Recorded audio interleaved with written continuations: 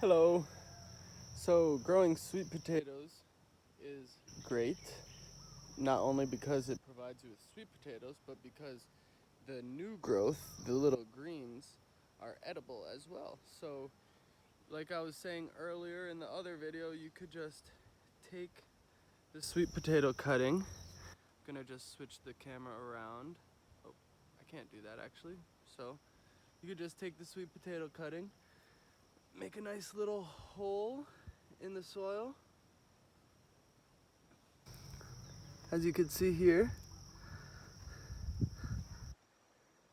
and then just pop it in. Pop it into the little hole, cover it back up. I like to leave a little bit of a